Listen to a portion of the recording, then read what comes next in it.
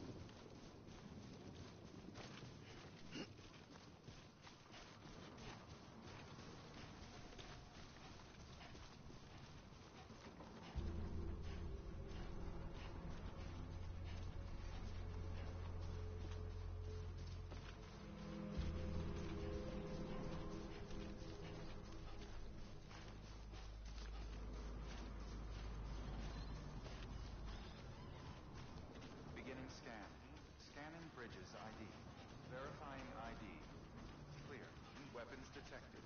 All weapons will be locked until departure. All clear. This one's for you. Sam Porter Bridges. Thanks for the help.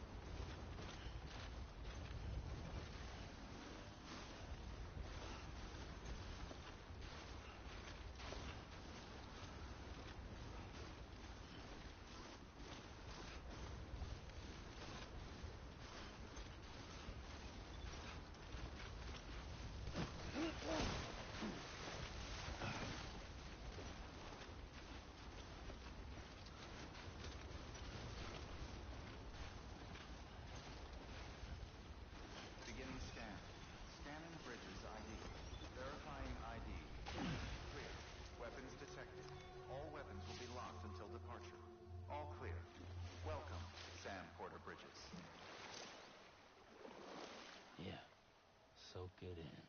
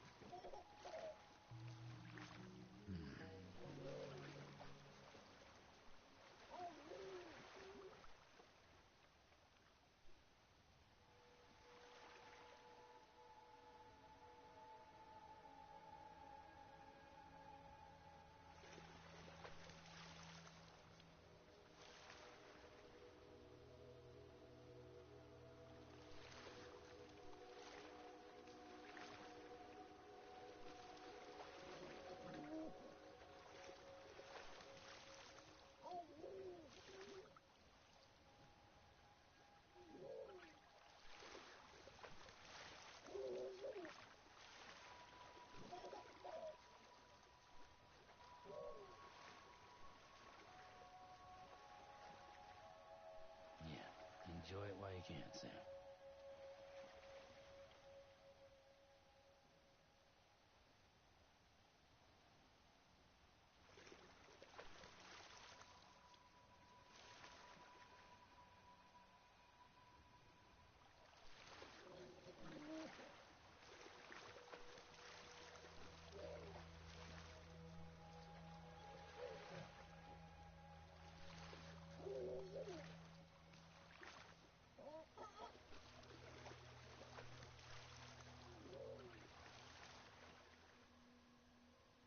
Now this is living.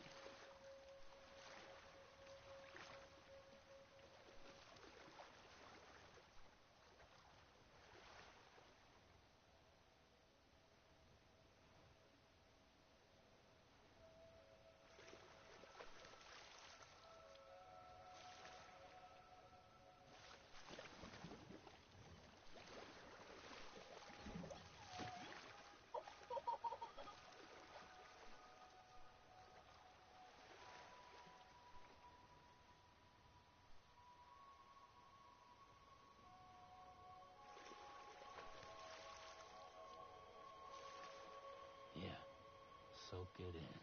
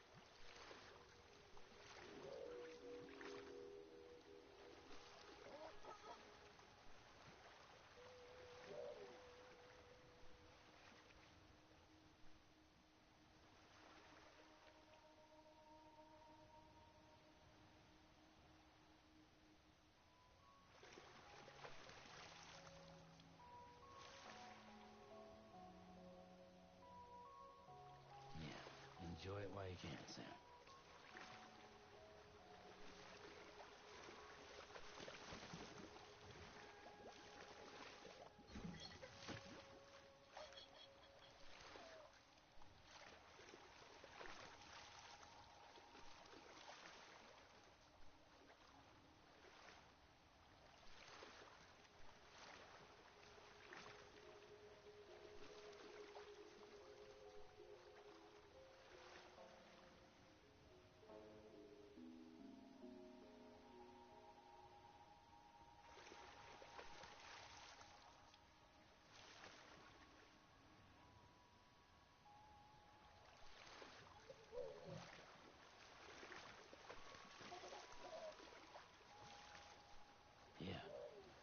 it in.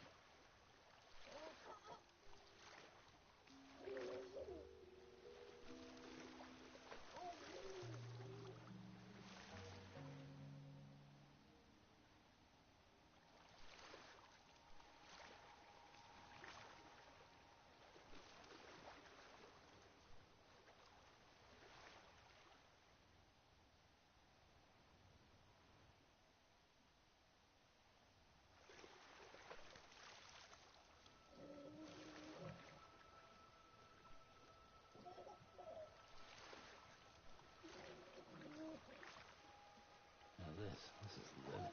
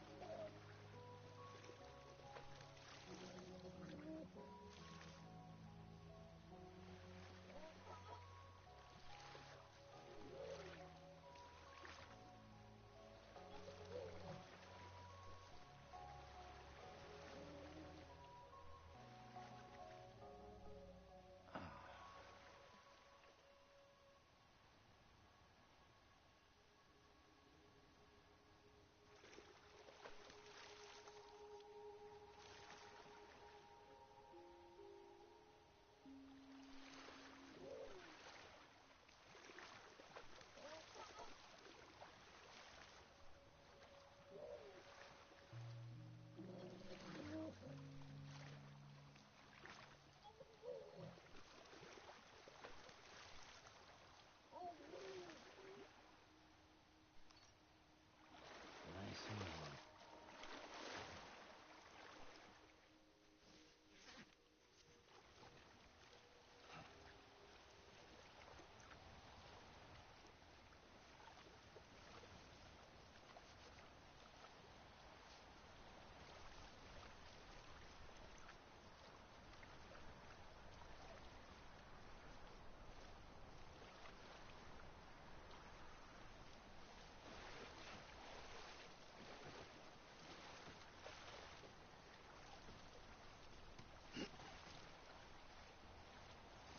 Hot springs, huh?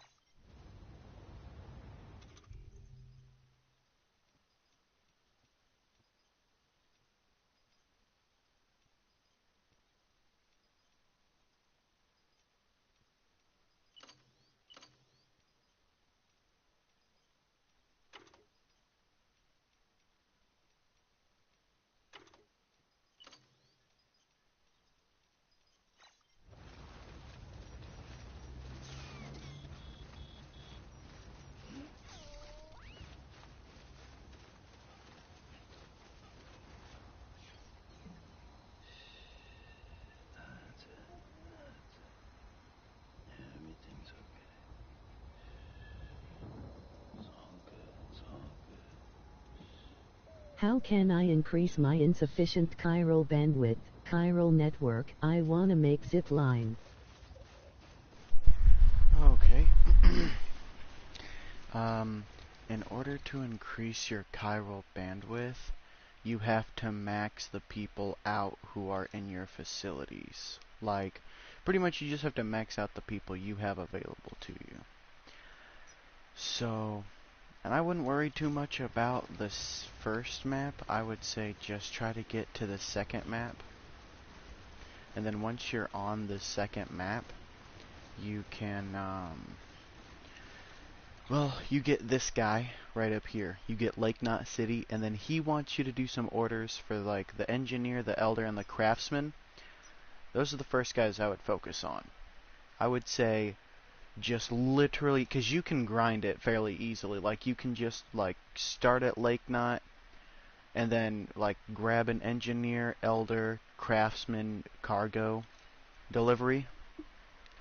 And then you can just, you know, deliver all three of them. And what you do is, like, so from, you pick up all the orders you need at Lake Knot, you go to the engineer, you deliver what he has, you pick up all that you can from him, and then you go to the elder. And usually you can just keep going in a circle if you do that. Like, if you just keep grabbing deliveries from people and keep delivering it to them, you'll just keep doing a circle like that. Another thing is definitely get your roads filled in. I don't have my whole, like, I don't have all my roads built, but all the roads that you see that I have built, which, let me see if I can't, yeah, I can't really, it's this yellow line here. This yellow line, this is the roads that I've built, and my game is offline, so I'm not logged into the Death Stranding server right now. So this is 100 complete solo. I am helping no one. I am being helped by no one. The only person who affects this world is me. Weapons restrictions lifted. Now let's see here. But yeah, I would say because once you go through the story enough, I think it's actually fairly early on in the story. I thought it was really late, but I think it's actually really early. But zip lines, what you want to use them essentially for is, I would say you want to use zip lines for the same reasons you use roads, right? So roads you would use to get Legend of Legends done in one go. Right? So if you pick up a Legend of Legend order that's like fucking huge, and you don't want to make multiple runs on your zipline delivering it, that's when you would use a truck and you'd use the roads, right? And then if it's like a speed, or if it's pretty much anything other than cargo volume, then like you can use your zip lines. But if it's cargo volume and you know you have to make more than one trip, definitely. But I like to place my zip lines first. I saw this one dude's post on Facebook where he said he feels as if the best zipline route would be like if you looked at the map, found the middle of it, and then had the zipline spread from that point in a spider web like. And so far that's what I tried to do. It was kind of hard up here because this is what I felt was like this ridge right here would technically be the middle of the map. And so it's kind of fucked because this dude he's like what you said, he's not connected to the UCA. So I can't put anything here. I can't put zip lines or anything here. So what I'm doing is I've got a zip line right here. And so pretty much this zip line leads all the way over to the doctor. And then it's just going to keep spreading. It's going to hit the photographer, the novelist's son, this distribution center.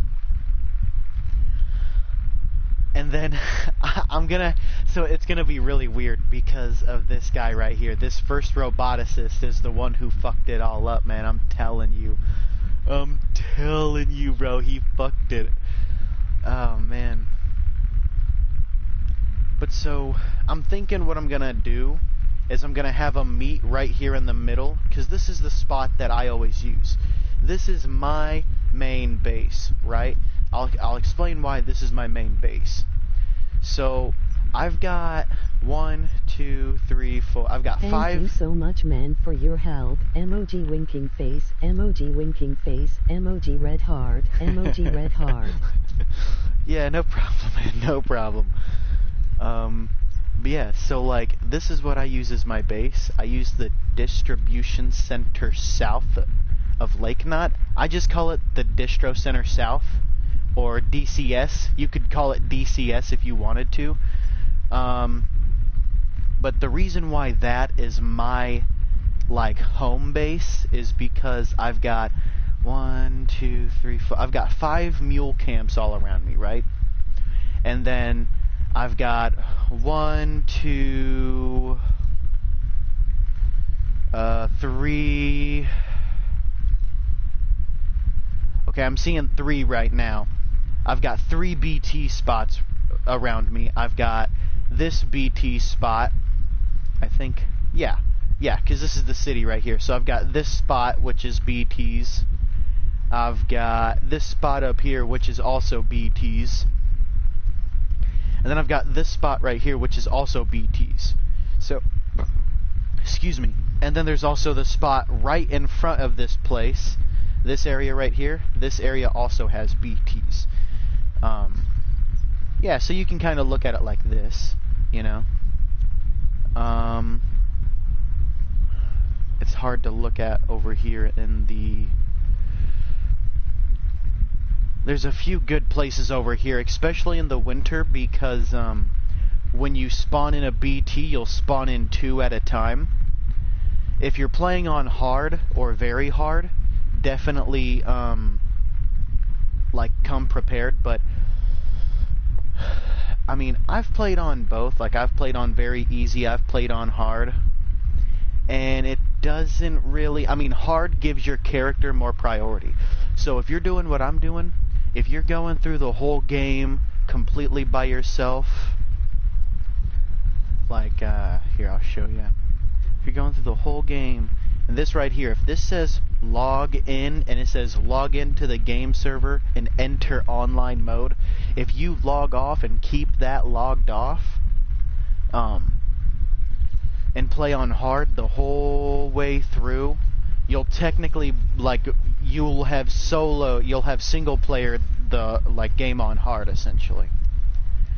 So, like, essentially you would have beaten the game by yourself on hard. And that will just give your character more priority, in a sense. Meaning that your character will have more of a chance to have their structures pop up in somebody else's world. So, if you guys have ever noticed, like, when you're like just walking around and you find a random structure that has like thousands of likes, and it's like a random, it may even seem stupid, to be honest with you. Like, you'll just be walking in the middle of nowhere, and it's like real flat ground, and someone placed a bridge, and it's got like more than 1,000 likes, and it's like, okay, this is kind of ridiculous. Usually that has to do with that person's priority.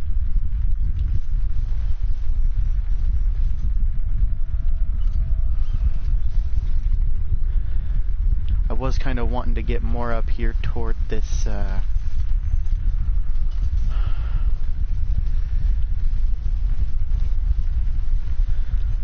hot spring. This is one of my favorite hot springs, just because of the fact that it, boosts your health. I am not one for private rooms, I will not lie to you. If I use a private room, it's going to be my own private room that I make, like my own safe house. Or the DCS. That's the DCS is really the only safe house that I use. Like, I just don't like it. I don't know why. I don't like using a bunch of private rooms. I like to just have 1 or 2. And so the house that I'm gonna build for myself. Where is it now? Hang on, boys, I gotta look for it.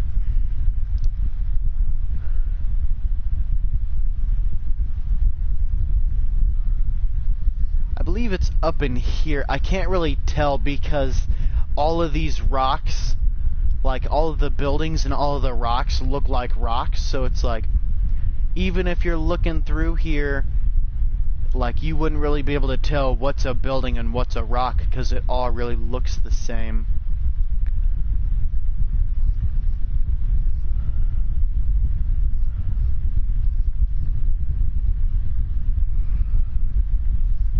I think it's gotta be up here in this area. But there's literally a skyscraper. Yeah, it's right here. This is it right here. This little spot right here. I'm not going to put a marker on it, but I will like show it to you. It's just north of Hartman's lab. And it's this little skyscraper right here. So pretty much what it is it's a skyscraper that's sticking out of the ground. And 2 lion BTs will spawn here. If you're on very hard, I'm fairly sure it's 4. Yeah. And I think there's also another, like, I think there's a special place out here where 4 can spawn, but I haven't been able to find it. I went through this valley, nothing happened. I haven't really been along here yet, but that's going to be my next place, along with this little area here. Right now, the place I'm trying to get to is this place right here.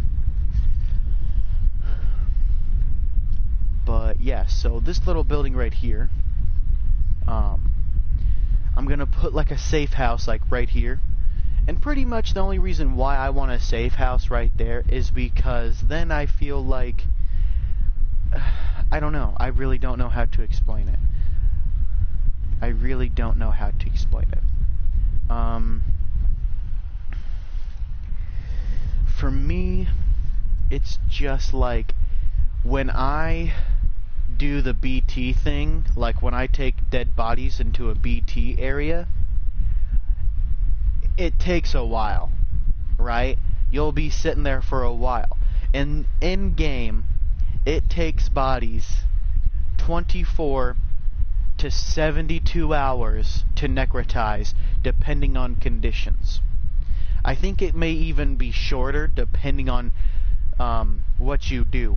Pretty much, this is the key notability. The hotter the body, the faster it necrotizes.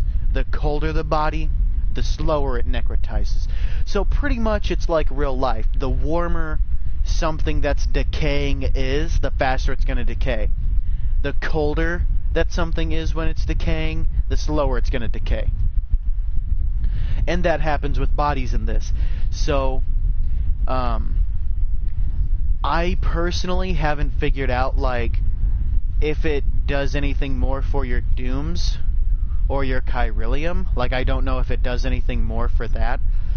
But I definitely know that if you go here to this place, this is called the Ruined Shelter. It's like a warehouse.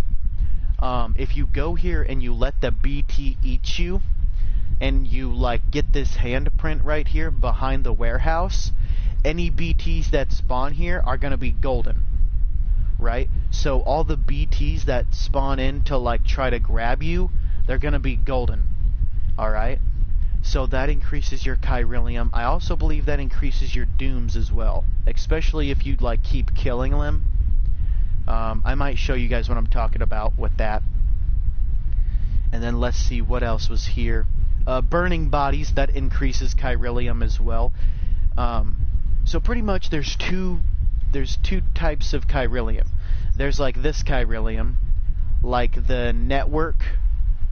The network is based off of how many people you have connected to it. The more people you have connected to this network, the stronger the network is, which is a good thing, you know, because that means you can connect everybody in the world and it would be like the strongest internet connection ever.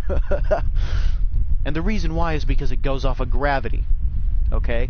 So Sam's Cupid is what I call a quantum physics interactional device. Alright, so pretty much what he can do with this Cupid is he can take it off, put it into this terminal, and it changes gravity itself. It kind of connects people through matter. Like, literally through the energy of the world. Like, atoms, mass, matter, fucking anything. Like, it's just the life force, essentially. So essentially, yeah, think of the Chiralium network, like the network that these guys are connected to. Think of that as like Earth's life force, right? The more people you have connected to it, the longer Earth is going to live, the stronger Earth is going to survive, alright? And now, here's for the other side of Chiralium. This is more of like lore, but you can actually like see this. So in the very beginning of the game, you see this character, like, it's this dead guy who committed suicide, and you're trying to get his body to an incinerator. But it doesn't work out, and if you look closely, you can see that this person gains a mask that's golden, and they sink into tar. You can actually do that in this game. You can actually do that with people. You can make their bodies do that. So I didn't actually think I was going to get someone new to the game. That's actually really cool. I'm actually really happy about that because, oh my god, I've been playing this game since it came out, and I didn't think that there would still be people who are like new to it just because it didn't do so hot. Like, this is honestly my favorite game in the world. Like, I love this game. This is literally my favorite game in the world. I cannot wait for whatever Overdose is going to be. I cannot wait for whatever Death Stranding 2 is going to be. I'm going to literally pre-order the best editions of both of them. I'm not going to lie to you guys. And I will, like, literally stream them as much as I possibly can for you guys. Because I love Hideo, but...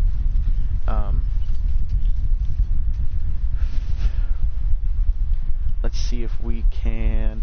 Let's come up here and put it over here on this rock.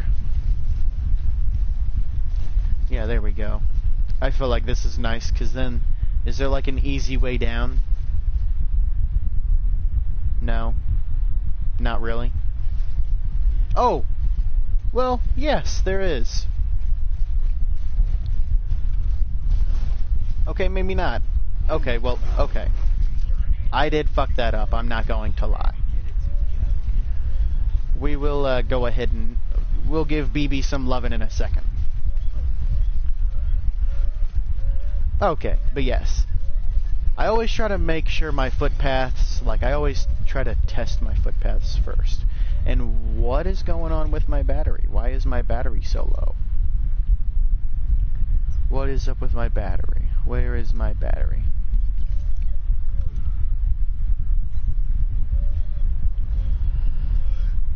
Man, I forgot how to look at my battery. Oh, hang on. I think I need my gun. Nope, that's not it either. Damn, son, I forgot how to look at my... I thought there was a little secret way I could use to... Damn it, BB.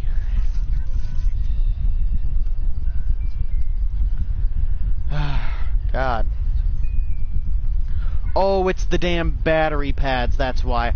I keep forgetting that shit. I always forget that these things, when they're active, they drain your battery power. I always fucking forget that shit.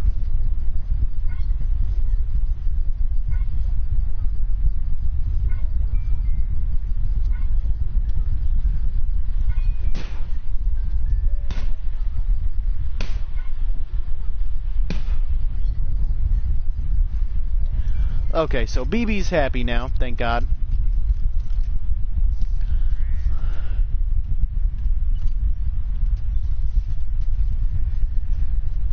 But yeah, so like I was saying, this is literally like one of my favorite games in the world. I love this game, but not a whole lot of people did. Not a whole lot of people did love this game.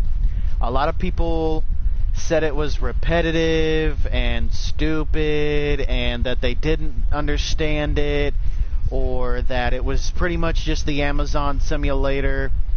And I'm literally the dude who proved them all wrong. Like, I really dug into this game, and I really tried to dig out all the lore.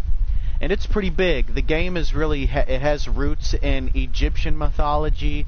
It has roots in ancient, like, man, there's so many different types of religions that have a root in this game. Greek mythology, ancient Egyptian mythology. You could even go as far as saying Wiccan religion, pagan religion. You could say like Native American Indian. Like, there's a lot of different Japanese religion. There's a lot of different lore and lots of different mythologies and religions that all kind of line up with each other in this game. You know, there's a lot of different things that are like, hey, you know, this is similar. And so it kind of makes you wonder. It's like, well, what's real? Is Greek mythology what it's based off of? Or is it based off of Egyptian mythology? Or is it based off of Japanese? And it really gets you thinking, because there's a lot of different of each, you know? I've seen things that really make me feel like the game is rooted in all of them, like from a Torii Gate of Japanese religion to a throne of a Titan in Greek religion. So, I mean, this game, it really does have stuff like that. It really does have stuff like that. Really big Easter eggs. Hideo added a lot of Easter eggs. But if you're not paying attention, or if you don't know where to look even, they can be super easy to miss. I'm not gonna lie to you guys.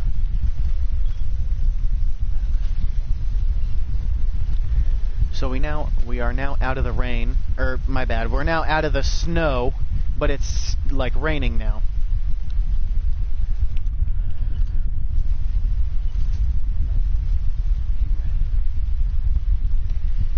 Okay, so we got those two zip lines.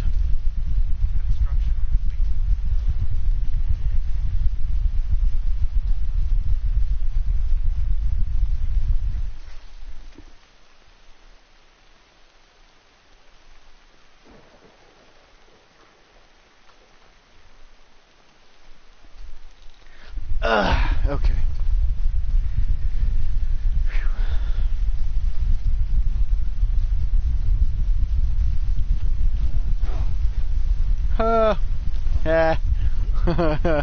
Okay.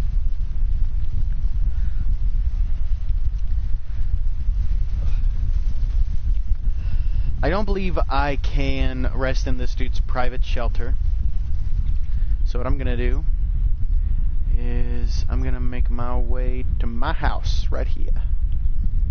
Well, actually, oh man, I'm like right there.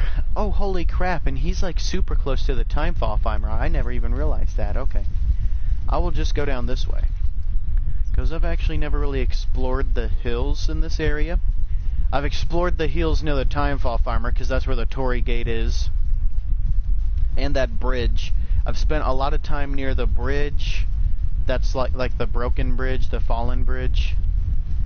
I've spent a lot of time... Oh, well, it's not even a bridge, my bad. It's the overpass, the highway. The fallen highway, the fallen overpass. I spend a lot of time there, which is actually what we're coming up at. It's like a waterfall right here. So here's the waterfall, and then right down here is the broken freeway and the broken highway. The overpass, whatever. There is a trail right here next to the waterfall that leads next to the cosplayer and the collector. And it leads right through here. This canyon, you will probably, well, yes, you will need a ladder. But if you get a ladder, this is a very easy and fast footpath. I would also recommend walking the bridge, like using this broken overpass to cross the water instead of actually crossing through the water, because crossing through the water sucks ass. Alright, I'm not gonna lie, because this is all pretty much just yellow water. There's a little bit of blue, a little bit of red, but it's mainly just yellow water, so it's gonna suck ass, not gonna lie. So it's a way easier for me to just hop up here, run across, and hop down, and then you're done. You're across the water. But we are coming down this way, which I haven't really explored much of. This is a little bit more to the right. No, my bad. The left. Yes. This is more to the west of the waterfall than what I've actually explored.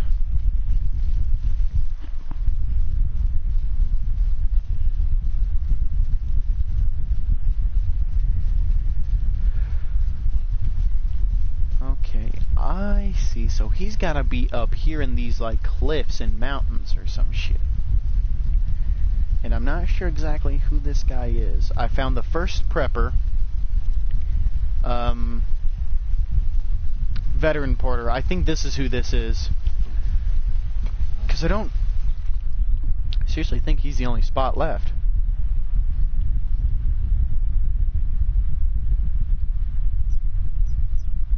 Yeah.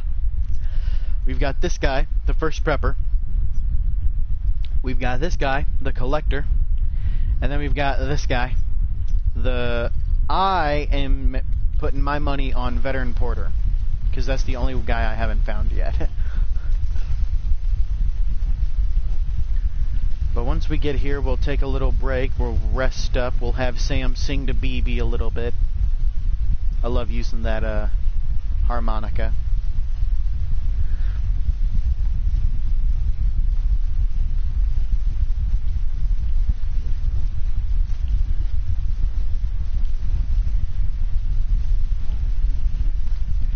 So right now, I'm using the all-terrain skeleton thermal pads. I've got the oxygen mask on my back, and I've got the stabilizer. I usually don't use the stabilizer with my terrain skeleton, or at least personally I don't like to. If I'm going to use my all-terrain skeleton, I really like to use extra batteries, just because I know for a fact if I'm using my all-terrain skeleton, I'm going to be using my thermal pads, I'm going to be using my oxygen mask. And so that's what I'm trying to do now. I'm trying to get this dude online, talk to him, visit him, whatever I got to do, just to get his ass on the map. And then I'm going to go back to my place, DCS, or Distro Center South, and I'm going to take off this stabilizer. But yeah, that's what I would recommend. So what I like to, my favorite, like, if you ask me, like, what do I like to run all the time, I would have to say the power skeleton with the stabilizer, with 2 blood bags on my arms, and then an assault rifle on my side, along with I would say 2 BT grenades and 2 human grenades, and then that's pretty much that. That's what I like to run.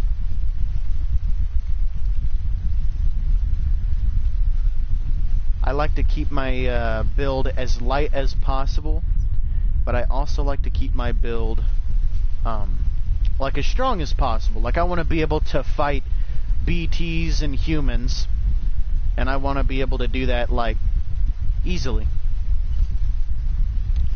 And most people focus on being non-lethal because of the Metal Gear the Metal Gear Survive series, but I, believe it or not, was a lethal player in those games too. I mean, like, yeah, I did a lot of the non-lethal stuff, like, especially with Ground Zeroes. Like, Metal Gear Solid Ground Zeroes was one of the most non-lethal Metal Gear Survives, or Metal Gear Solids there were, just because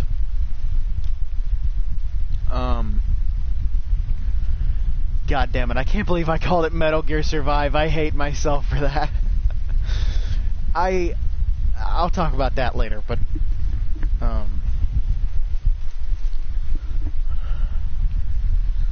like, Ground Zeroes was one of the most non-lethal, and one of the most, in my opinion, hardest non-lethal Like, it had some of the hardest missions to do without being seen.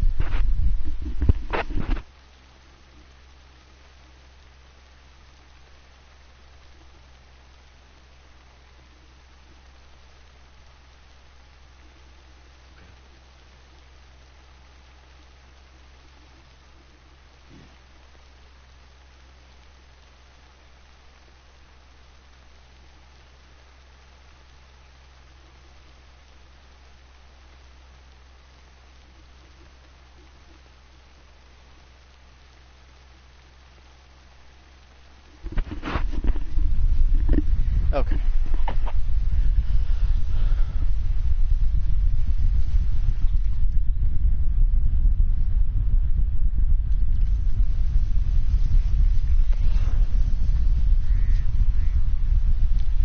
Ooh, I think I was right. I'm gonna pick this up just in case it is him, and then I can just deliver his cargo. That's one thing that I use my DCS for. I use my DCS to stack up all the lost cargo, right?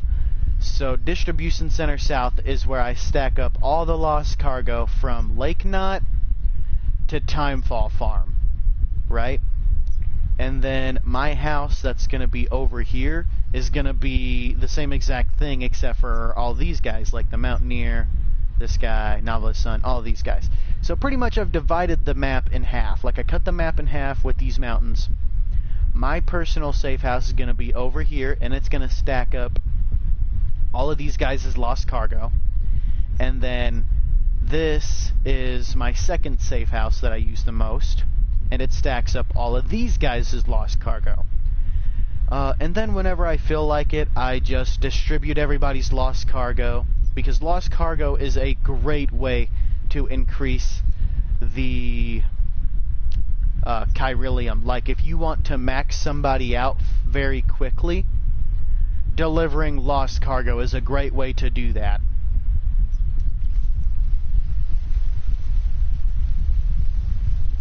But we're about to find out for right here. We're about to find out.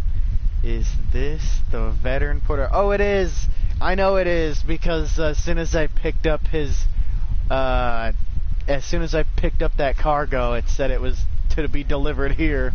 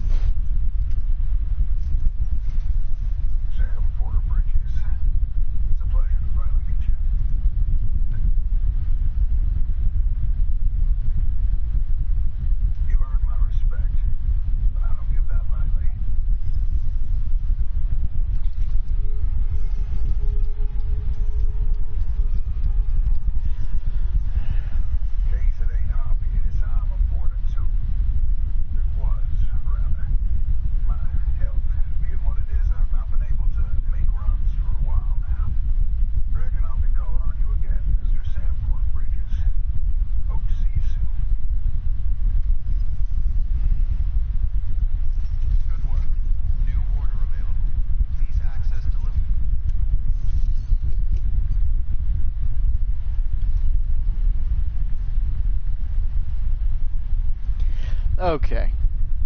So, wait, paleontologist, geologist. I knew this dude was gonna be like this. I knew that this dude was gonna have, like, literally, he was straight up gonna have these guys here. Yeah, it just makes sense. It really does make sense that he delivers, that he wants me to deliver those two, because they're right next to him. But fuck this guy. I got him on the map. He's all cool. We're good. I don't hate him.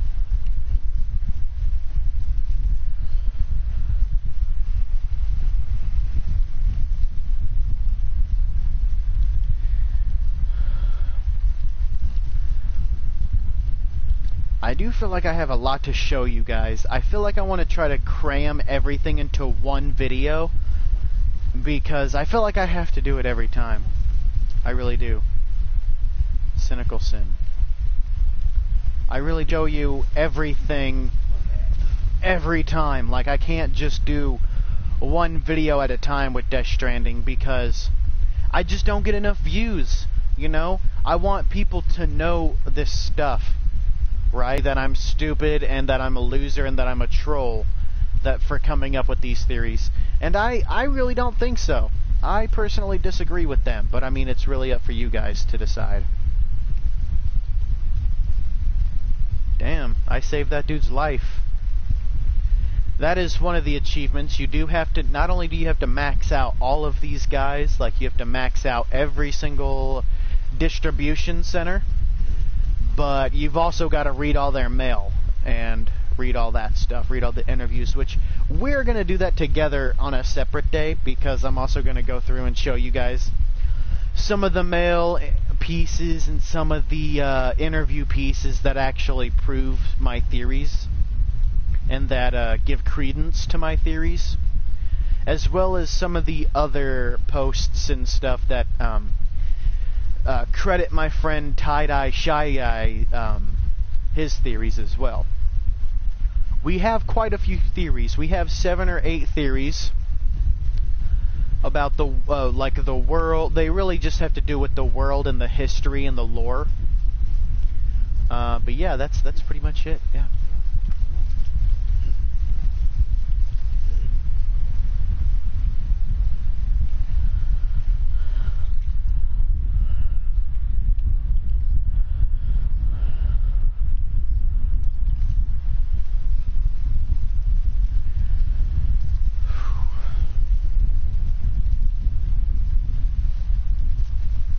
This does seem like it may suck a lot, but it's actually not that bad. I'm just saying thank God for this, here we go.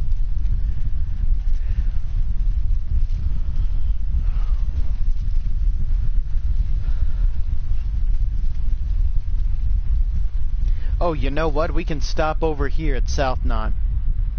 Because South Knot I can sit down inside of.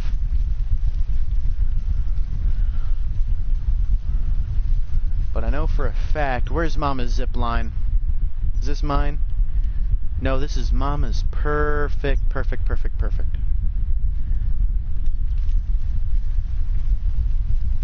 Yep. But what I was saying earlier is I would say, like, try to use your zip lines to build your roads. That's really what you want to do. Try to use your zip lines to build your roads. And then what you want to do is you really don't want anything. Like I would say honestly, like no timefall shelters, no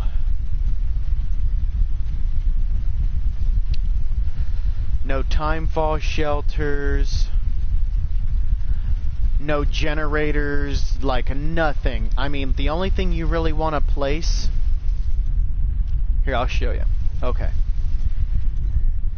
So out of all of these, the only thing that I would recommend placing is the post box, the zip lines, one safe house, and then generators. Okay? And I would say if you place a generator... If you're gonna place a generator, place it next to the post box, right? And I would say only ever place post boxes like where people are gonna use them most. Definitely mule territories. As you can see, that's what I've done. I've got a post box here in this mule territory. I've got a post box here in this mule territory. This mule territory, I just drag all these guys, all their materials over to this post box. And then the same for these guys. All of these guys' materials get dragged down to... Wait a minute. Oh no. This is totally the one I was thinking of. Yes, this is the one closest to my house. My bad. Screw what I said. I just haven't placed a post box here yet. My bad. And then this one and this one and then these two. I really don't know. I'm having a hard time because they're so, like, those 4 are so fucking spread out, and these 4 are so congested. It's like one part of the map you can't walk 5 feet without running into mules, And then the other part of the map, it's like you could walk for like half an hour before you run into any mules, right? Because, I mean, I would say from here to here is probably about half an hour. For me, anyway. Let me see here.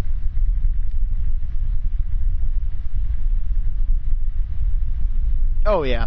No, it'd probably only take me about 15 minutes, but maybe not even that.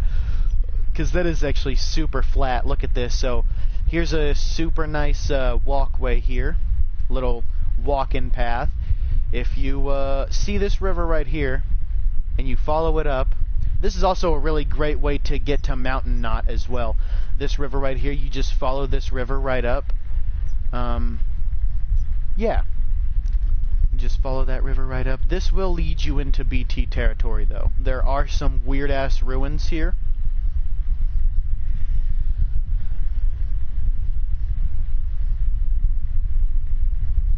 But yeah, it looks like if you follow that up,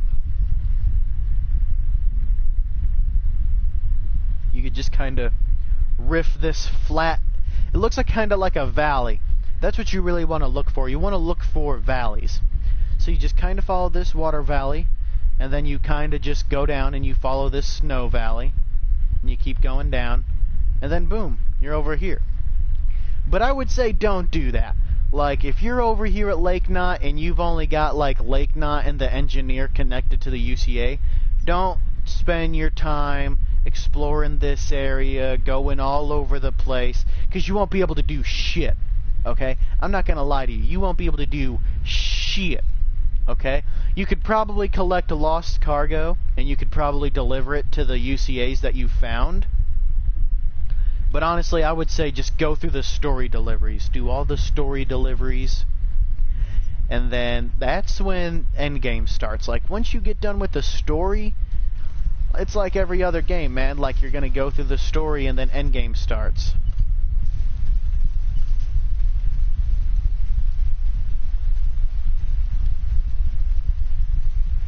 Timefall Farm.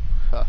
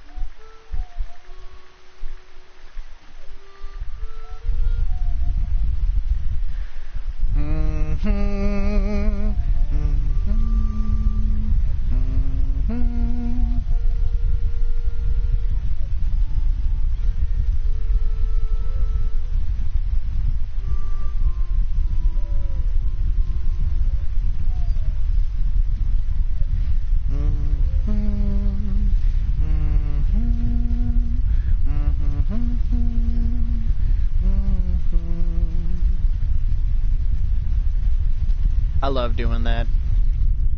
I love music, man. I love making music in this game. Oh god, I don't know why I picked that up. Oh, well, because I am stopping by my house. Okay.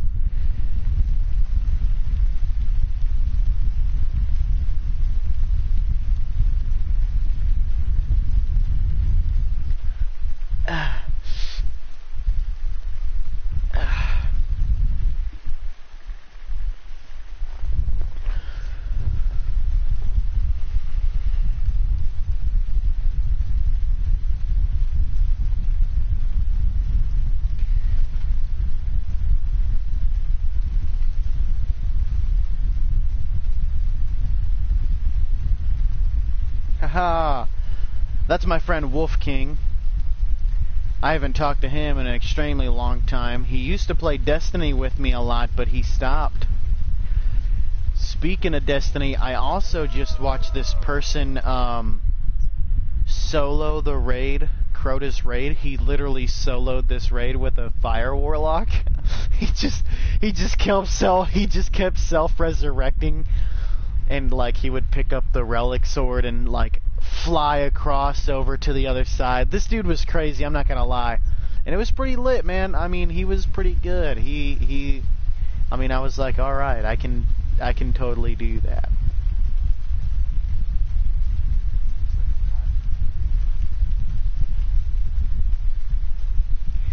Almost ruined by Timefall. Timefall is probably your worst enemy in this game.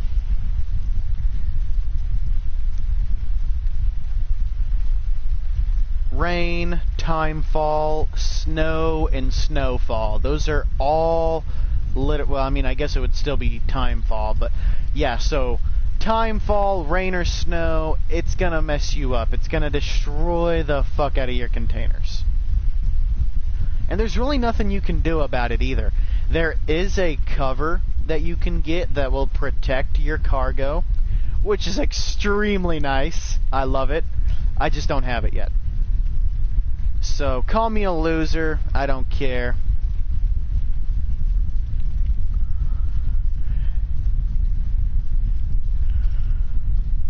Because at least I'm crunching through this path right now. Look at this. Sam is just crunching through this mud.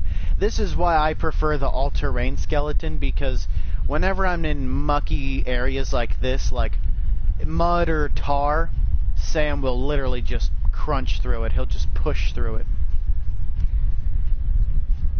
But yeah, so those are pretty much my builds. The only two builds that I ever run is all-terrain skeleton, 4 thermal pads with the gas mask, and then extra batteries on my back. And if I need to refuel my batteries, I try to just stop at one of my post boxes that have a generator, or I just try to rest in a private room. But like I said, I don't really like resting in private rooms. So generators are where they come in handy, but if you're wanting to cover the map with post boxes and zip lines, it's going to be kind of hard to get those generators in there.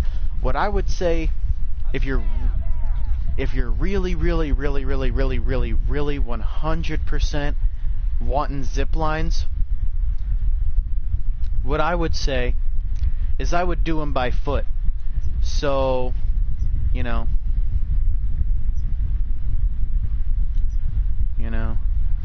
from there to there, from Lake Knot to this UCA, and then from Lake Knot to Novelist Sun, because he's the furthest. Okay, so pretty much as you see, I've got 3 markers from Lake Knot. The reason why we started at Lake Knot is because that's where everybody starts. As soon as you come over to this map, this is going to be the first UCA that you're going to be at. We connected to the Timefall because that is probably the longest one it would take to get to from this side of the map. If you went from Lake Knot to Timefall, that's the farthest one away, right? So I would say... I'd say keep your generator somewhere around here in the middle. So at this mule area, at the collector, you could even do it down here at this waterfall if you wanted to. But I would say like right here would probably be pretty nice. Oh yeah, you could do it right here next to this paver. You could just place a generator down next to that paver.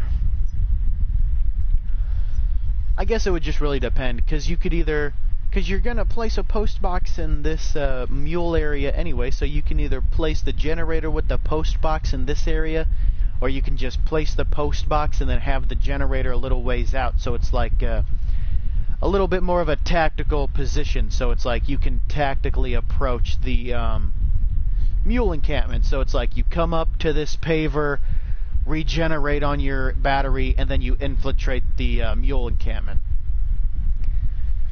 But however you guys want to do it, you know, you could just walk up to the post box, fill up right there and then just start bringing them hell. And then our second one we did was this chiral UCA. This is the last place you turn online. You don't ever really use it for anything. Not gonna lie. safe house, but I didn't place... Oh, okay, no, okay. My bad. So the first marker was to the Timefall farm, and we believe that the first generator should be here, in this mule encampment, or next to this paver. I would prefer this paver 2311. That's probably where I'm going to place mine. And then the second one is this UCA, the chiral relay. That's what we're going to call this, is the chiral relay. And pretty much what you want to do, I would say this one right here, this roboticist. You place a generator right there down at that little, down here at the springs, because you can get to those springs by your bare feet. Like, you can literally, no skeleton, no shoes, walk up this, like, from the weather station to the roboticist. It's very extremely easy. It is a very smooth walking path. As you can see, you can literally just walk right up this hill. Literally, I'm not even lying to you guys. You can just walk right up it. It's just blue snow, yellow snow. So yeah, the second fill-up spot you could do right here. And then the third fill-up spot, we did have the Novelist Sun right over here. Looks like the biggest chunk of it is like right here, with also another spot right here. So let's see, you've got your 2311, so you've got 2311 generator, you've got the roboticist generator,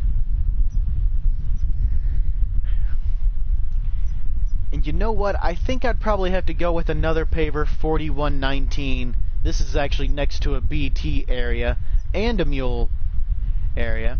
Oh, well, then you might as well just do it here, you know. Once again, place another post box. Well, actually, that one I'd have to place it right here. The post box for these guys are going to be right here in the middle of all of them. One post box for this area, one post box for this area, right here in the middle of it. I may have it closer to this one, just because I know this building. This one's bigger.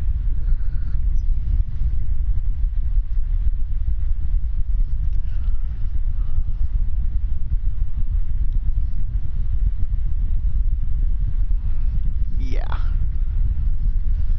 So if you just kind of ride the edge here, you won't have to fuck with any of the water.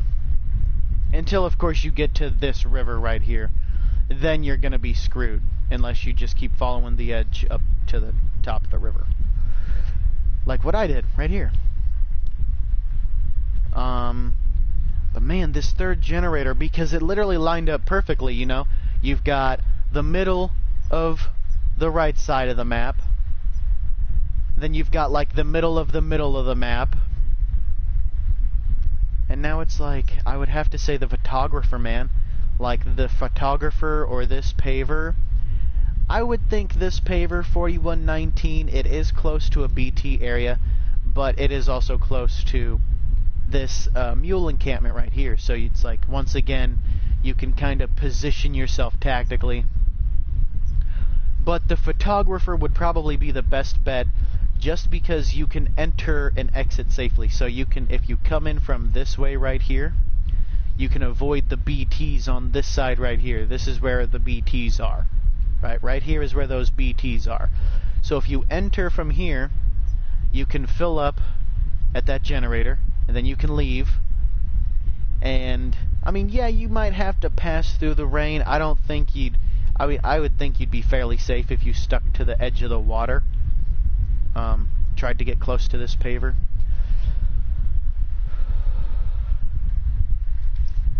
But yeah, okay.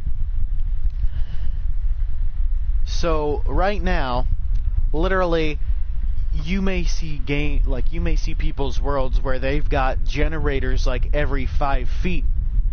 You don't need it like that, okay? You really don't. At the least, what you could do, like if you really wanted to test it, because Sam's battery power lasts pretty long. You know, Sam's battery power lasts fairly long, you know. So like if you take Sam's battery power compared to that of a truck, the truck is probably going to run out faster, depending on what level it is. Like if you've got the 3 battery, level 3 truck, you'll probably like be able to make it from Lake Knot to the UCA relay and maybe only have to fill up like once or twice, right?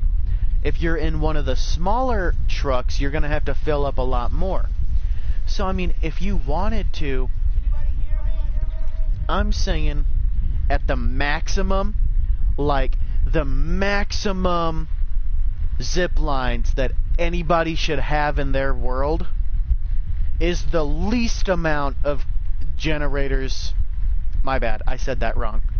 The max amount of generators that somebody should have in their game is the least amount that it takes to get like the smallest truck across the, you know, so if you can go from Lake Knot City to South Knot City, and the first truck that you unlock and you get to like, you know, like your 25% battery power left, that literally means that you'd only have to refill once, right? That's what I'm saying.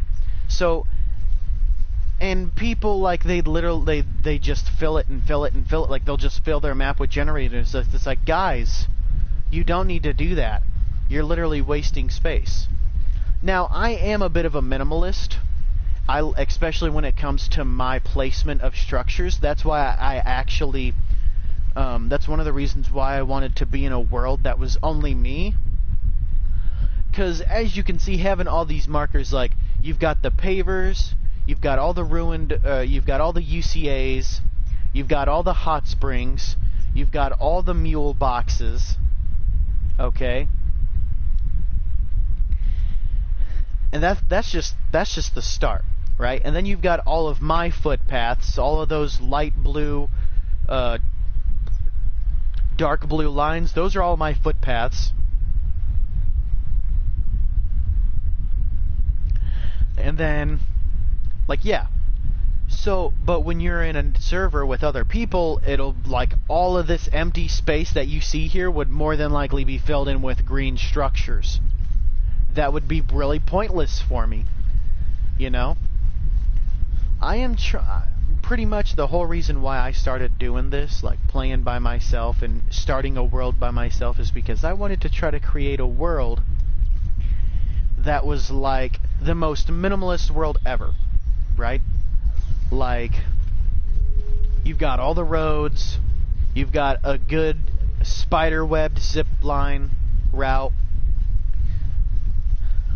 you've got real nice footpaths, and then on top of that, whew, you just feel like you've got control over the world more. Like you feel like you've got more control over the world. That's what I want people to feel like.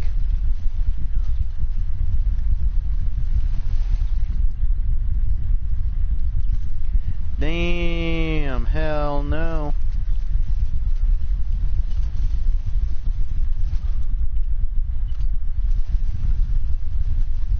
Alright, so I'm just gonna get over to my place, scrap my stuff, redo it up again.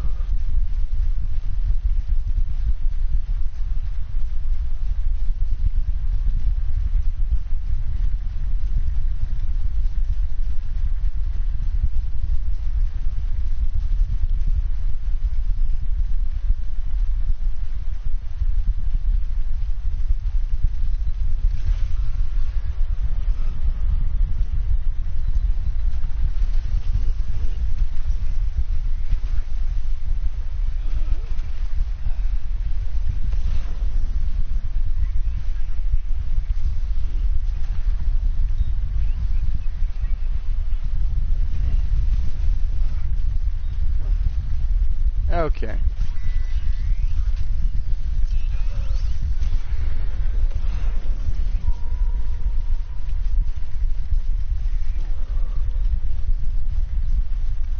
I'm just trying to get through here, not trying to piss off any of these BTs.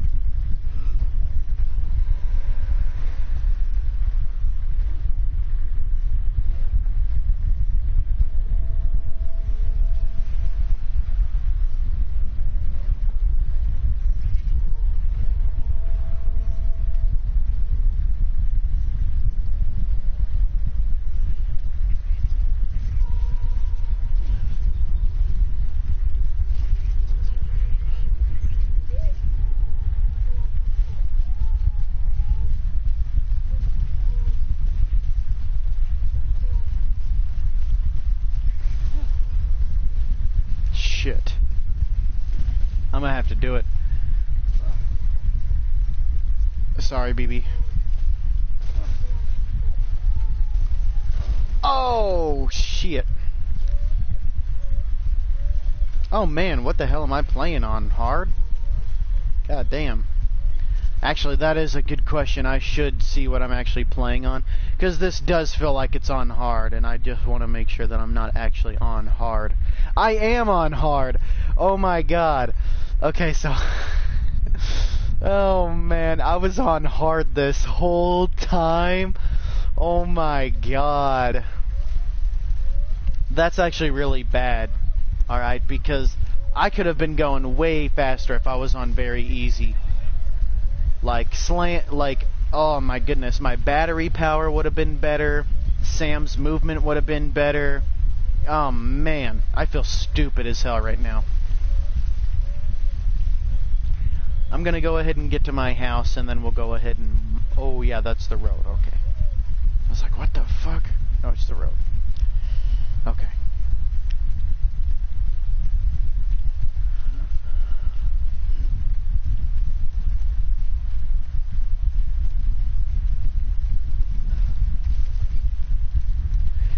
So, the thermal pads do not always take battery power, but if you're in the snow, they will. Most everything except for post boxes, I think. Let me see.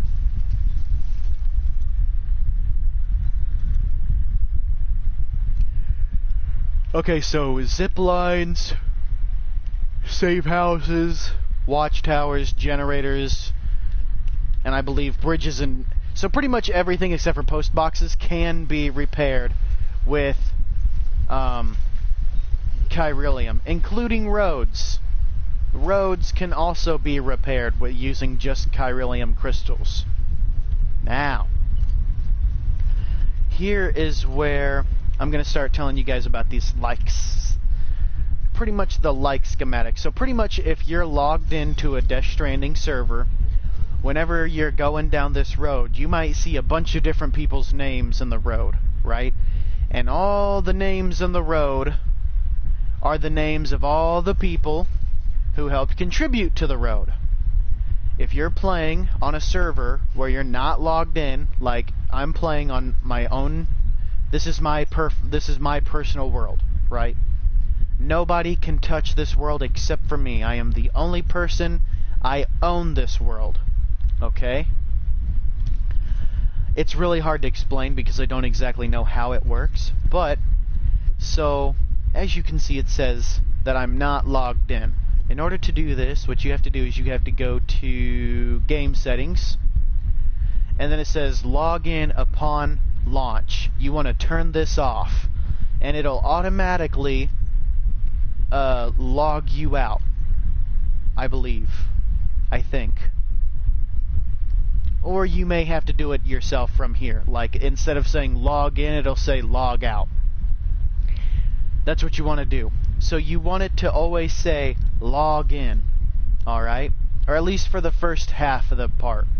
Like for the first half of this. So pretty much, you want to get all your roads, all your zip lines, and I'm gonna stop this character with that. Like, he's gonna get all his zip lines, he's gonna get all his roads, and then that's when I'm gonna have him log in.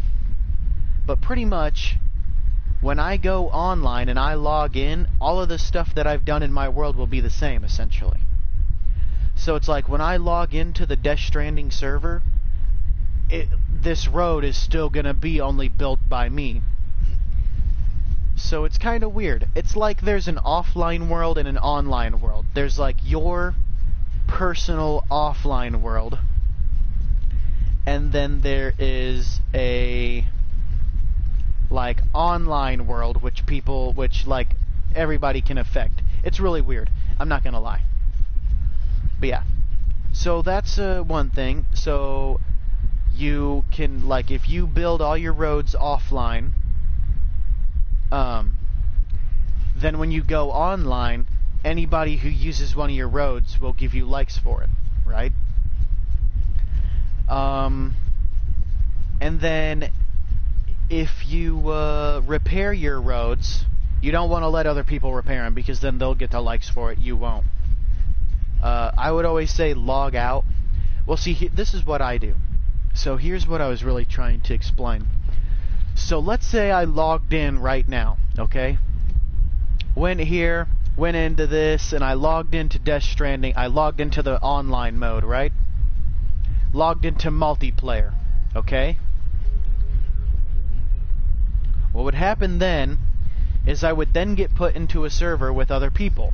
And instantly, as soon as this would happen, my map would become filled with other player structures and signs that other players have placed. Okay? What you then want to do is you just want to, like, you want to get everything loaded in. Like, you want to let everything get loaded in, and then you log off again. And pretty much what you do is you want to try to get as many player structures saved to your world before you go back offline. And the reason why is because of this. So let's say, how do I say this? How am I putting this? Okay, so let's say that somebody will say, we've got a Joe and we've got a Bob, right? Okay, so we've got Joe and we've got Bob. Joe is over here. And I actually, you know what? Fuck Bob and Joe. We're going to use Apollo and Mercury. Okay, so Apollo's over here. Mercury's over here. Apollo is playing offline. Okay? But Mercury here, he's playing online. Right? So Apollo's playing offline. Mercury's playing online. Right? So let's say Mercury just needs to place a generator. So Mercury places a generator in his online world, and it strands to a bunch of different people. And then let's just say he fills up and he leaves it, right? It's just a level 1, who cares? He used it for all he needed it for and he left it there, right? Okay. Well then Apollo, who's still offline, when he goes online, he might get Mercury's level 1 generator placed in his world. Okay? So now we've got Apollo online, and we've got Mercury online, and Apollo has Mercury's generator, right? But let's say Apollo he finds a bunch of different player structures, not just Mercury's, and he likes them, and then he logs off, or he saves and then he logs off. Okay?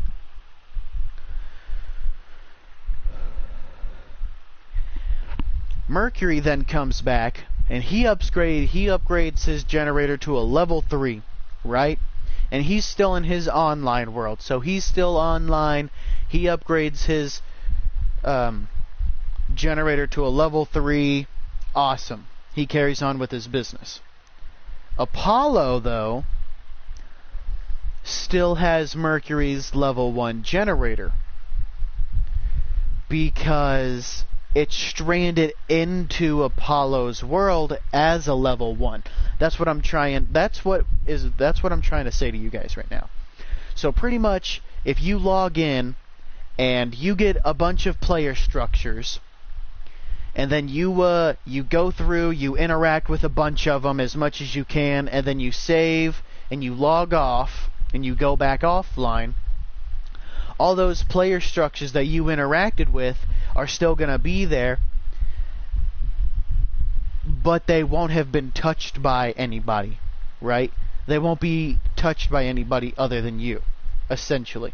They might have more likes than you give them sometimes, but that's it, right? Nobody's going to be repairing it. Nobody's going to be upgrading it. Okay? So that's another thing I'm trying to say. That's another thing that will give you priority. That's another thing that will give you likes. Okay?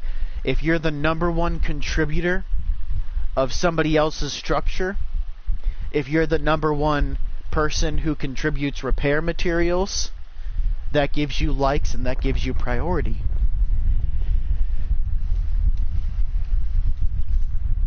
But we're now here at our house. We did fuck up a little bit. We fucked up this cargo. I will not lie to you. This cargo on our back, it is sort of fucked, unfortunately. It's about halfway damaged.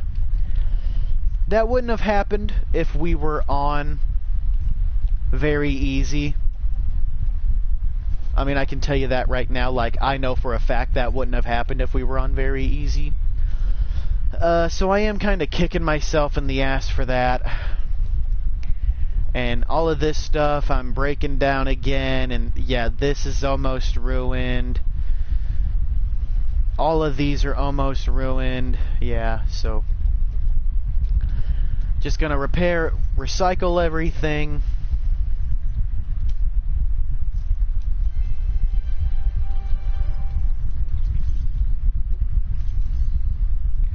Okay.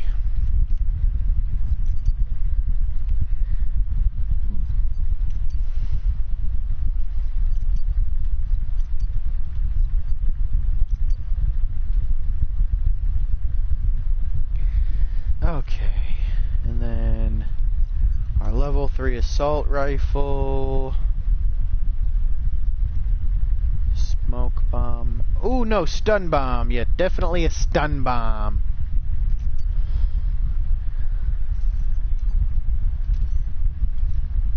Okay. Put on our footwear. Equip that. Carry on our back. Put on gloves. Attach to suit.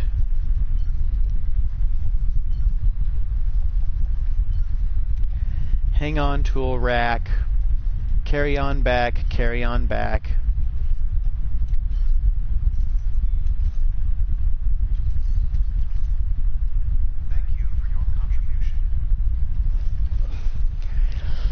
Okay.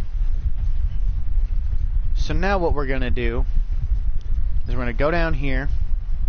We're going to switch out our stabilizer because I cannot stand that. I'm sorry. Having the stabilizer with the all-terrain skeleton just messes me up so much. I mean, they stack well together, like the balance that you get from I'd have to look. What was I thinking of? I don't even know what the stats are now. I'll have to look. But they do stack well on top of each other. It's just I personally prefer my stabilizer with my power skeleton. And that is actually my favorite. Like, that is what I like to run. That is what I personally like to run. But because we're dealing with mountains and snow, I am wearing the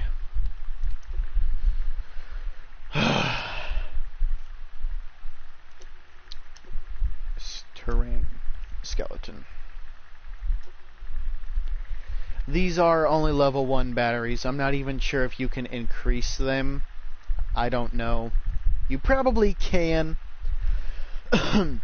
So here's a few different things you can use. You can use grenade pouches, which carry grenades. You can use utility pouches, which carry blood bags. And then you can use a spare ammo container, which holds more ammo. Personally, the two best ones, I believe, are the stabilizer, a backpack that deploys posture-controlling veneer thrusters when the user centers their balance in order to make it easier to regain equilibrium. So pretty much, the stabilizer is really good for balance, right? This is really good for balance, okay? And then the all-terrain skeleton is also really good for balance. It's really good for balance. It's really good for rugged terrain resistance. And so, yeah. But I don't know. I just feel like the power skeleton gives me a little bit more control over Sam. I'm not sure. I've looked and it doesn't look like it, but I truly feel like the power skeleton gives me more balance and less rugged terrain, whereas the all-terrain skeleton gives me more.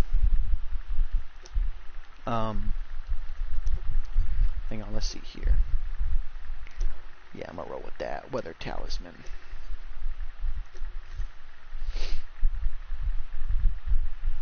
I'm gonna change my suit too. I don't want that color no more.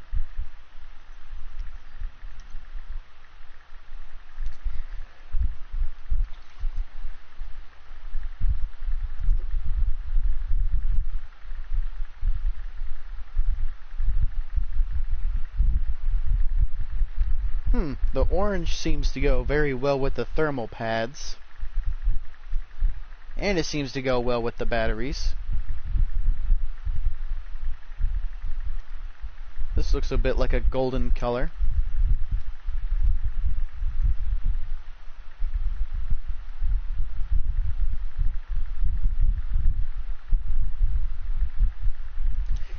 Pink is actually my favorite color, along with black. And I'd rather have this be like a bright color just because everything else is bright. Okay.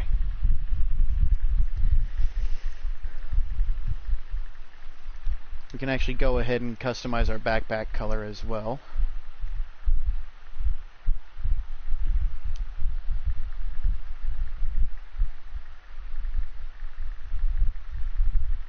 I like this dark. It's like a dark blue, a dark purple almost. I really like that dark color. Yeah, see, I feel like those two are going to go really nice together.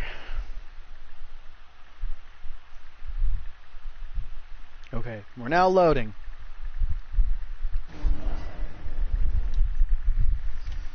Now what we want to do is we want to instantly switch this shit over. I'm going to save. Now I'm going to switch over to very easy. Because all I'm doing right now is building. It's all about zip lines. It's all about the roads. It's all about stacking up lost cargo. And that's all really easier done.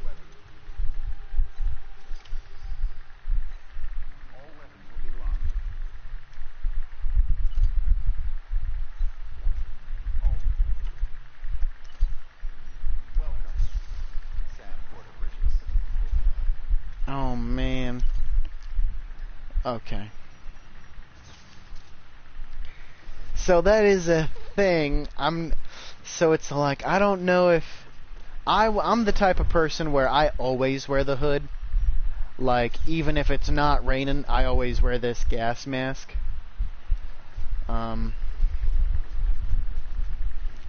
This is probably my second favorite build. The all-terrain with the pads and the mask with the batteries. I just don't really like how battery heavy it is. It feels like it's really battery hungry. Yeah, this is what I was talking about. Like, this truck compared to long range level 3, like, the long range level 3 is gonna have to fill up less than this truck.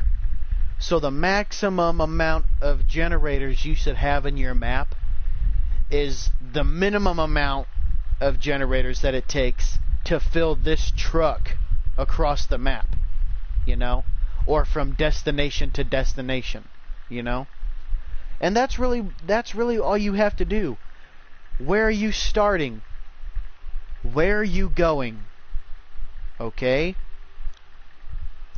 And then, honestly, I wouldn't even say it like that. I would do what we did. I would look at, like, the middle of each map and then place a generator in the middle of each map. And then you will more than likely be able to reach it with that first truck. And at the very least, you'll be able to walk it.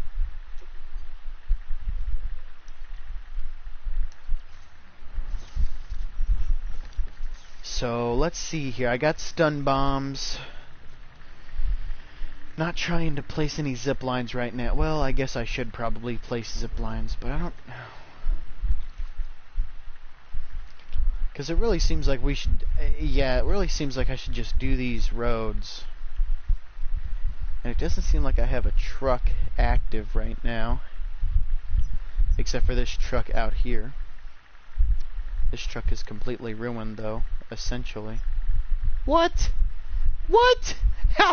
How is this truck? Okay.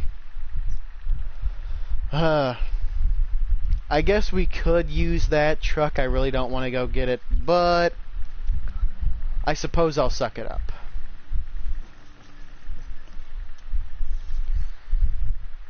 You know what? No, because if I'm coming in here, then I'm taking everything. So let's see here.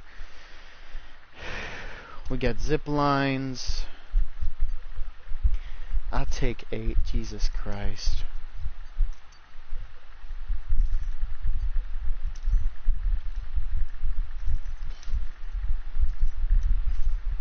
Okay.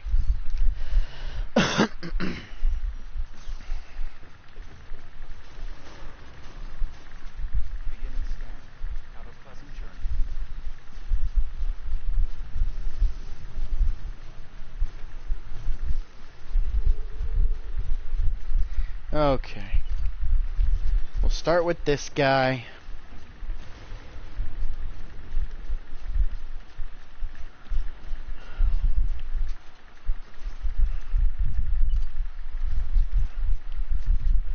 Okay.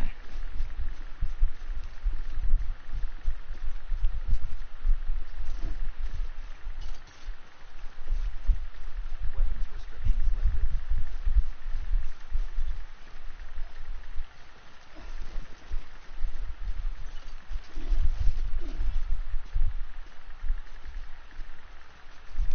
Okay, where is the weather station? That is...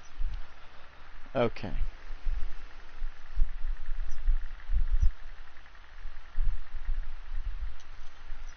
Okay, so it'd be this second paver.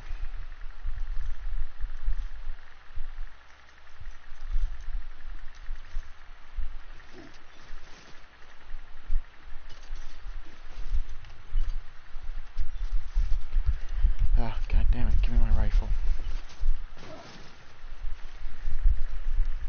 Okay. Beginning scan. Scanning previous items. Verifying IDs. Weapons restrictions lifted.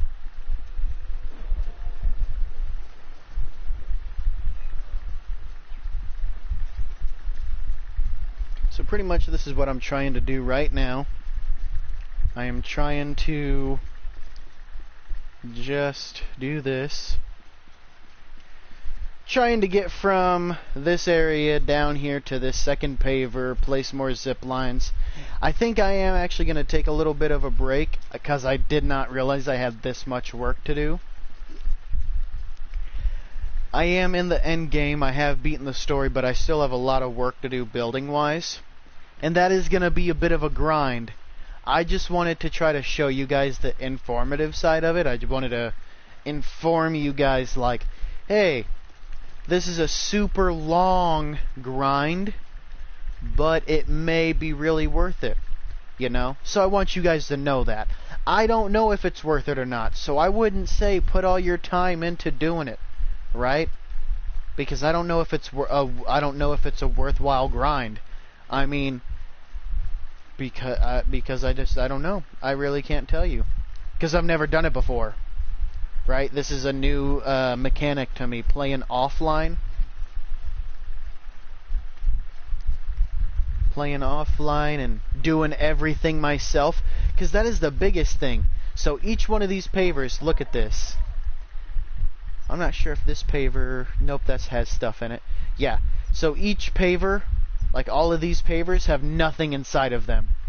I have to go through and I have to fill each paver myself with materials that I've earned or collected. So most of, like this paper right here, it's like, yeah, that's got all the crystals, that's got the metals and ceramics. I more than likely just took all the materials out of South Knot and threw them into that paver. And the reason why that seems more likely is because these three pavers, this paver, and those pavers are all empty. So from this paver to this paver, those are all empty. Nothing in any one of their slots. Nada. So I have to go through and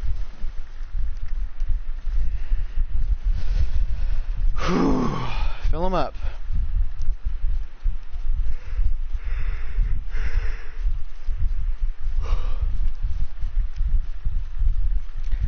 But yeah, that's why it's a grind, because like you might look at it and be like, psh, fucking 2,000, almost 3,000 metals, almost 2,200 material ceramics. So you can say pretty much 3,000 metals, 2,000 ceramics. Yeah, like yeah. For one person to donate those materials, that's not that bad. But you come over here into these mountain ranges, and it starts getting high. You've got 6,400, 6,700. You've got 4,800. A lot of these ones take a lot, man. 3,200, 4,800, 52, 54. 64, 67, 96, 94.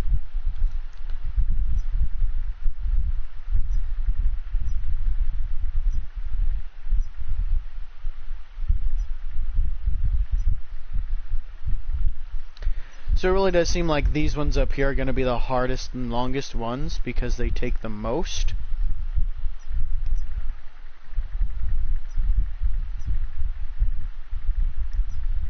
And it honestly looks like these ones are actually going to be a little bit of a breeze, to be honest with you.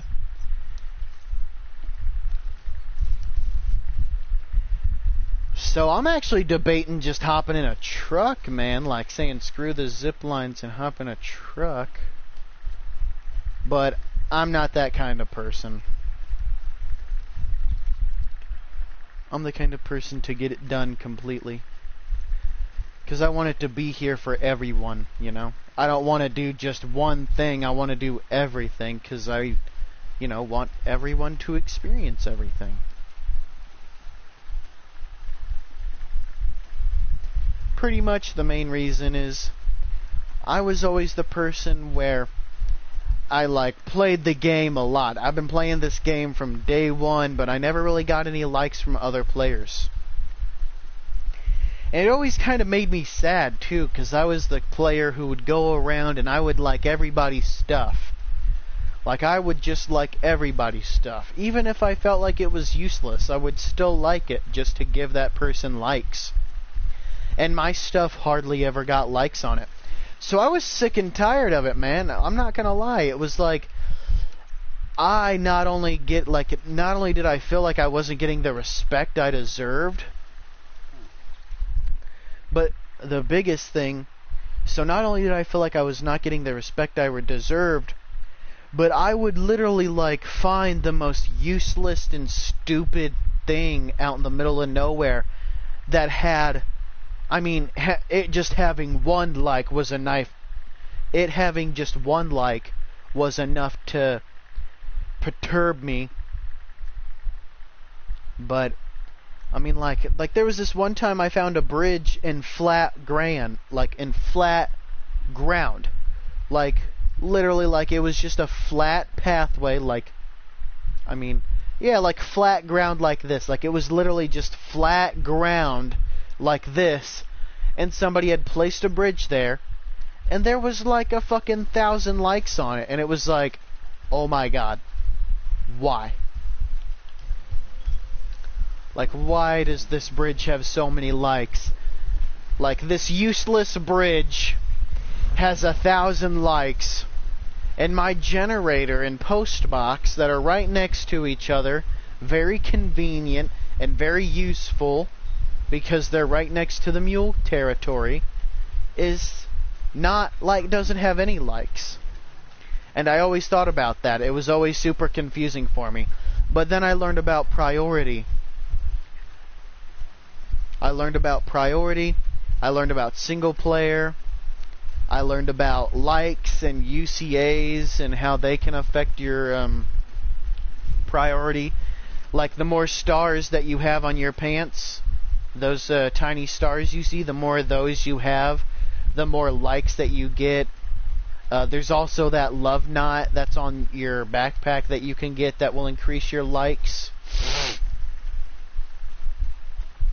Now, I'm not saying likes is the most important thing in this game, but I always kind of felt like it was Dark Souls like a message system.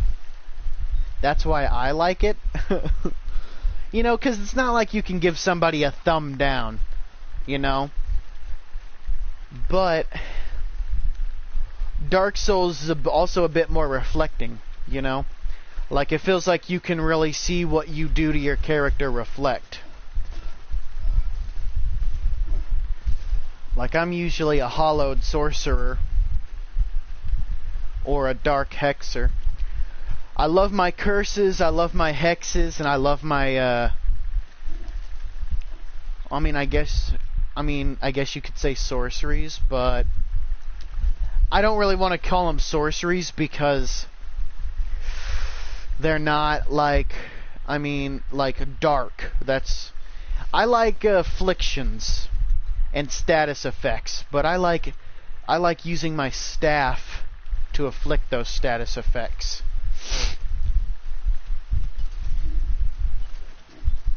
Now, Bloodborne is a whole fucking different other fucking ball game, 'cause that game's magic is stupid, bro.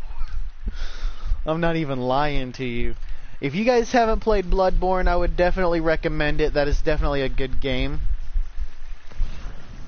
But, oh my god, the magic in that game is so fucking next level. It's insane.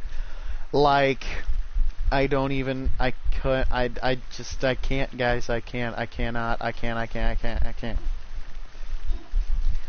So, from what I've heard, it's like, if you guys have played Bloodborne, then you guys know exactly what I'm talking about. If you don't, then I'll give you a little bit of a description. But you start off by getting to pick some weapons, right? So you pick a melee weapon and you pick a ranged weapon. Your ranged weapon is a pistol or a blunderbuss or like a silver bullet, gunpowder type weapon, right? So you've got a gunpowder... You've got a black powder weapon, essentially. That's what I call them. I call them black powder guns, because that's essentially what they are. They're fucking gunpowder guns. But so you've got gunpowder guns, and that's essentially what it is. It like asks you which one you want, and then you pick.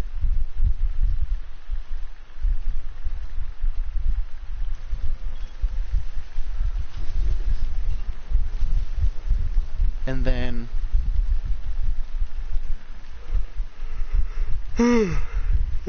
sorry. I cannot remember.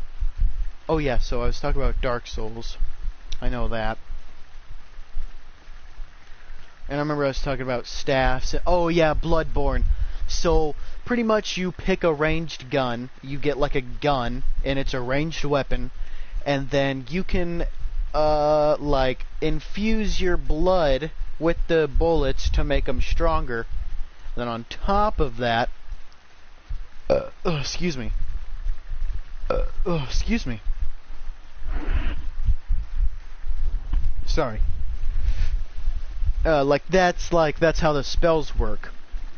So essentially, when it comes to the arcane, when it comes to magic in Bloodborne, straight up, it is really 100%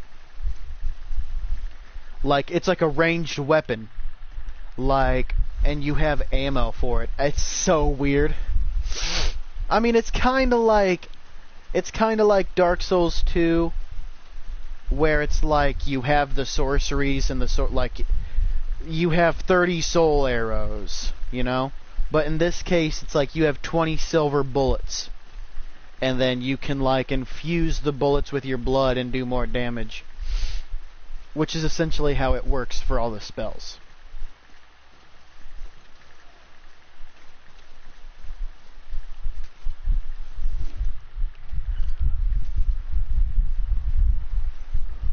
I bet it's not connected. Yep, 330 feet away. I'm definitely glad I brought more than one zip line. I am kind of focused on just getting the zip lines to the like to their main hub, their main spot. That's all I really care about. And I've actually got some pretty good stuff for you guys today. I am back from vacation, and I've got some pretty good videos coming up. I think I literally just got done streaming Fallout 4. Yep, we just got done streaming Fallout 4. Fallout 4 and 76 probably won't be here for long. I'll probably just stream them to show you, like, hey, this is what I'm doing. You know. And then once I platinum both of them, you guys probably won't see too much of those games around here anymore. But I do have a pretty good schedule coming up for you guys. We've got Death Stranding. I'm still working on all the Resident Evils as we speak. So you guys can definitely expect Resident Evil throughout the future. Especially Resident Evil 2, Resident Evil 3, Resident Evil 7, Resident Evil 8.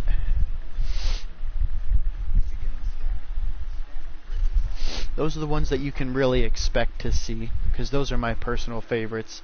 And then with the remake of 4 coming out, I'm sure you could also, like, oh yeah, you know, Apollo's gonna play that.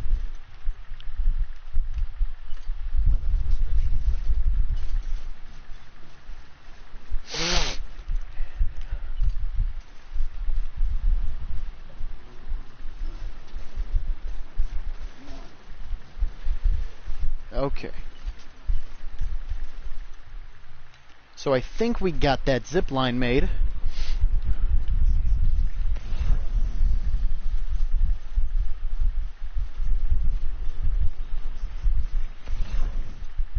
Don't tell me that's the furthest one out.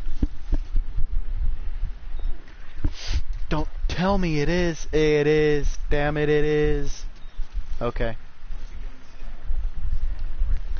I'm really going to try to come in between both of them so then I can try to connect both zip lines together. Probably not going to happen because that's just my luck. But maybe I might get lucky. Ah, okay, here we are.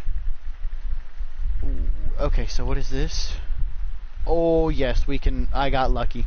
I got lucky!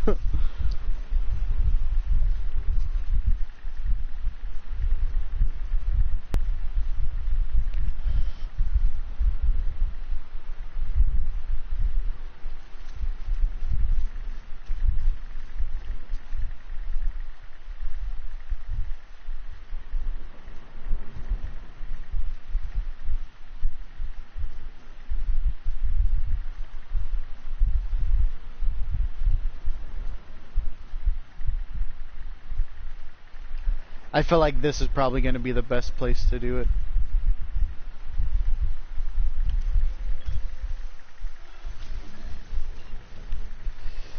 Man, looking pretty nice though.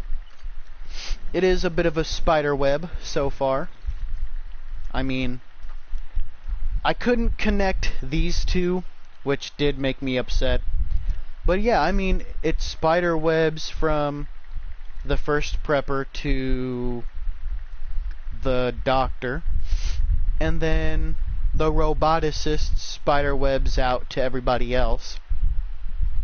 Now the reason I'm saying Hartman is going to be the in-between is because it's going to be where these it's like where these lines and these lines finally connect. Okay? Because I'll place, well, I'll have to go from this zip line and place one up in the mountain. But pretty much all I'm going to need to do is place zip lines that connect to this one all the way until I can connect to this one. Oh, hell no, that's the doctor. Oh man, so this is going to be kind of... because that's the doctor. We'll get it all figured out. We will get it all figured out.